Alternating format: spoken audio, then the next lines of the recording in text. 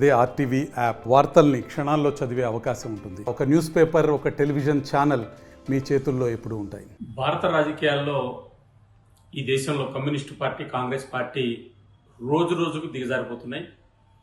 భారత ప్రధానమంత్రి నరేంద్ర మోడీ గారి ఎర్రకోట మీద నుంచి 1925లో ప్రారంభమైనటువంటి రాష్ట్రీయ స్వయం సేవక్ సంఘ్ RSS 100 సంవత్సరాల ఉత్సవాల సందర్భంగా ప్రపంచంలో అతిపెద్ద స్వచ్ఛంద సంస్థగా ఎదిగి క్రమశిక్షణ మారుపేరుగా ఈ దేశంలో అనేక సమస్యలు వచ్చినప్పుడు సైన్యం కంటే ముందుండేటువంటి ఒక RSS ఒక శుభాకాంక్షలు తెలియజేసిన సందర్భాన్ని దిగజారిన కమ్యూనిస్టు, కాంగ్రెస్ పార్టీలు విమర్శలు చేయడం అనేటువంటిది బాధ్యత రాహిత్యం.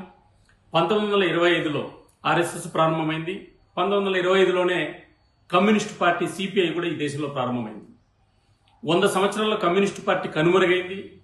RSS ప్రపంచంలో ఒక గొప్ప సంస్థగా బయటకు వచ్చింది. అనేక మంది గవర్నర్లు, రాష్ట్రపతులు, ఉపరాష్ట్రపతులు, ప్రధానమంత్రులు, కేంద్ర మంత్రులు, ముఖ్యమంత్రులను, ఎమ్మెల్యేలు, ఎంపీలను తయారు చేసినటువంటి ఒక గొప్ప సంస్థ RSS.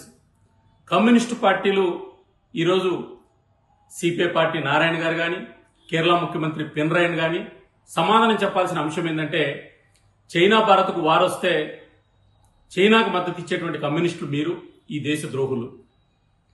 భారతదేశంలో RSSను జవహర్లాల్ నెహ్రూ సాక్షాత్తు రిపబ్లిక్ డే పేరేడుకు ఆహ్వానించిన విషయాన్ని మరిచిపోయినటువంటి చరిత్ర కాంగ్రెస్ పార్టీది.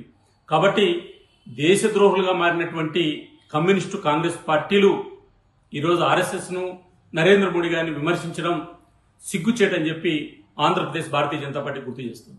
తెలుగులో న్యూస్ కి ఫాస్టెస్ట్ యాప్ ఇప్పుడు టోటల్లీ న్యూ అవతార్లో జస్ట్ 5 సెకండ్స్ లో కంప్లీట్ న్యూస్. సోషల్ మీడియాలో ట్రెండ్స్ కి వన్ స్టాప్ సొల్యూషన్.